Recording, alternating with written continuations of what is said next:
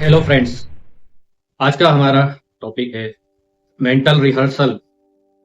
तो mental rehearsal क्या चीज़ होती है, कैसे करना चाहिए, इस पे हम आज चर्चा करेंगे। तो वीडियो को लाइक करें, शेयर करें और लास्ट तक देखें। आज मेरे को एक स्टूडेंट ने पूछा, लाइक स्टूडेंट मुझे मिला, वो मुझे कहने लगा कि मेरी एग्ज़ाम है लेकिन मेरी पढ़ाई नहीं हो रही है। मेरे को एग्ज़ाम की टेंशन तो है लेकिन मेरा रूटीन नहीं बन रहा है, मेरी पढ़ाई नहीं हो पा रही कुछ। तो आप मेरे को कुछ मोटिवेशन दो, आप मेरे को कुछ मोटिवेट करो। तो मैंने उसको फिर सजेस्ट किया मेंटल रिहर्सल। मैंने उसको बोला कि ये मोटिवेशन का काम नहीं है, ये एक डिसिप्लिन का काम है। तो मेंटल रिहर्सल का मतलब आपको जो भी चीज़ करनी है, जो चीज़ रूटीन में लानी हो, तो आप पहले मेंटली उसको करें। मेंटली कुछ दिन करें, 4-5 दिन, तो वो चीज़ अपने आप आपकी आदत में आ जाएगी। मैंने उस स्टूडेंट को बोला कि आप शांत होकर बैठ जाए और अपने दिमाग में एक इमेजिनेशन करें या फिर सिर्फ सोचे, जस्ट सोचे, फिजिकली कुछ ना करे। पहले सोचे कि मैं सुबह 6 बजे उठ रहा हूँ, फिर 6:30 से 7:30 मैं पढ़ाई कर रहा हूँ और इस दौरान मेरा कंसंट्रेशन एकदम फुलेस्ट है। फिर 7:30 बजे से 8 बजे आधा घंटा मैं एक्सरसाइज कर रहा हूँ, वॉकिंग करके आ रहा हूँ 10 मिनट की। फिर 8 से 8:30 में नाश्ता बना रहा हूँ, नाश्ता खा रहा हूँ। फिर 8:30 से 9:30 मैं वापस से पढ़ने बैठा हूँ और 1 घंटे मेरा पढ़ने का टाइम है और मैं बहुत फुल कंसंट्रेशन के साथ उसको पढ़ रहा हूँ। फिर मैं अपना 10 बजे ऑफिस जा रहा हूँ, ऑफिस में सब काम निपटा रहा हूँ, फिर शाम को 6 बजे आ रहा हूँ। फिर वापस शाम को, मतलब एक टाइम टेबल जो भी आपने बनाया है, एक टाइम टेबल तो हर स्टूडेंट बनाते ही है, वो बात अलग है कि फॉलो नहीं कर पाता। लेकिन आपका जो भी टाइम टेबल बनाया है उसको 4-5 दिन तक आप पहले मेंटल रिहर्सल से फॉलो करें। सिर्फ आप सोचे, फिजिकली बाद में अपना आप हो जाएगा वो। आप सोचे कि मैं सुबह 6 बजे उठ रहा हूँ, इतने से इतना बजे मैं स्टडी कर रहा हूँ, इतने से इतने बजे मैं दूसरे काम कर रहा हूँ, फिर इतने से इतने बजे स्टडी कर रहा हूँ। जो भी आप हर इंसान का टाइम टेबल अलग होगा, ये तो मैंने एग्जाम्पल के लिए बताया। तो होगा ये कि 4-5 दिन तक आप ऐसा सोचोगे, सिर्फ सोचोगे ना, तो माइंड एक्सेप्ट कर लेगा, एक आदत बना लेगा। फिर वो चीज आप फिजिकली करोगे तो वो ऑटोमेटिक आपसे होगी। फिर ऐसा नहीं होगा कि जब आपका पढ़ने का टाइम है, जब आपका किसी दूसरी चीज में मन लग रहा है, फिर ऐसा होगा कि सुबह 6 बजे आपकी अपना आप नींद खुलेगी। उस टाइम टेबल को फॉलो करने के लिए जो भी शरीर से मदद चाहिए ना, वो चीज अपने आप होगी। नींद अपने आप खुलेगी, स्टडी का टाइम होगा जब कंसंट्रेशन अपने आप फुलेस्ट हो जाएगा, एक नई एनर्जी अपने आप आ जाएगी। कुछ दूसरे काम में भी लगोगे तो भी आपको याद आ जाएगी कि हाँ अभी पढ़ने का टाइम है, आपको पढ़ने में इंटरेस्ट रहेगा उस टाइम में। तो आप इस हिसाब से अगर मेंटल रिहर्सल करते हैं तो आप अपने टाइम टेबल को जैसा सोचा है वैसा प्रैक्टिकली फिजिकली कर सकेंगे।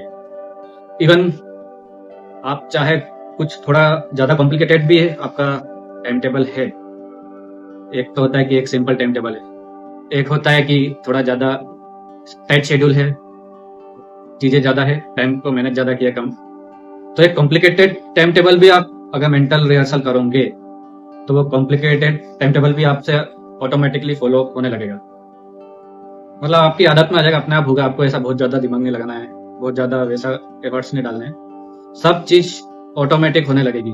नींद ऑटोमेटिक खुलेगी, पढ़ाई के टाइम पे आपको नींद आएगी ही नहीं, और आपके अदर काम जो सोचे वो भी सब होंगे, सब काम आपके पैरेलल होंगे और आप टाइम टेबल को इफेक्टिवली फॉलो कर पाओगे। बस ये कि जो भी टाइम टेबल बनाओ उसको बहुत बार बार चेंज ना करें, बहुत ज़्यादा जरूरत हो तो चेंज करें, नहीं तो जितना कम चेंज करेंगे उतना अच्छा रहेगा। चेंज कर सकते हो, उसमें भी कोई डाउट नहीं, लेकिन आप जब भी चेंज करेंगे तो आपको वापस 4-5 दिन उसकी मेंटल रिहर्सल करनी पड़ेगी, तब जाके वो चेंज एक्सेप्ट होगा, आदत में आएगा। तो मेंटल रिहर्सल एक बहुत अच्छी चीज़ है, बहुत अच्छी चीज़। आप चाहे तो कोई मेडिकल प्रॉब्लम है उसमें भी आप ये कर सकते हैं। मैं एक मेरा ही केस आपको बताता हूँ, मेरा खुद का एक्सपीरियंस। जब कोरोना चल रहा था, सेकेंड लहर आई थी, तो मुझे भी कोरोना हो गया था।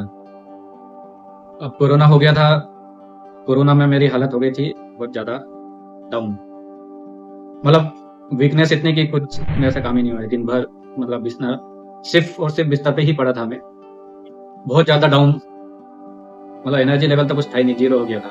इम्यूनिटी पावर जीरो, हर चीज जीरो। मतलब यहाँ तक नौबत आ गई थी कि हॉस्पिटलाइज भी करना पड़े, लेकिन हॉस्पिटल में देखो तो बेड ही खाली नहीं मिलते थे।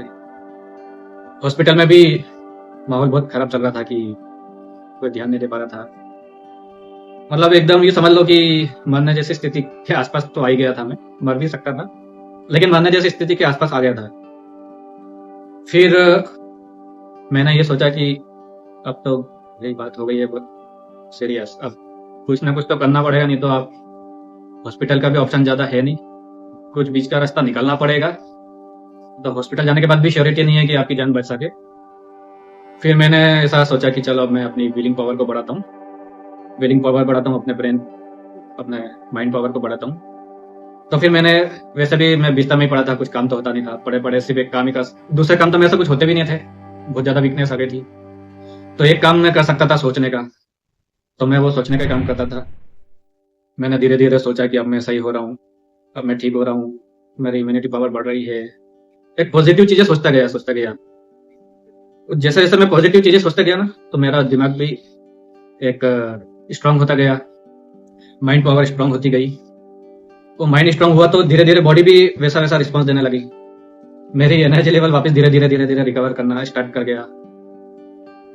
मतलब हर चीज, मतलब यू टर्न बोलते हैं ना कि पहले तो डाउन साइड जा रही थी तबीयत पूरी, down down down down down, वहां से एक यू टर्न पड़ गया, वहां से अब सब चीजें रिकवर होने लग गई।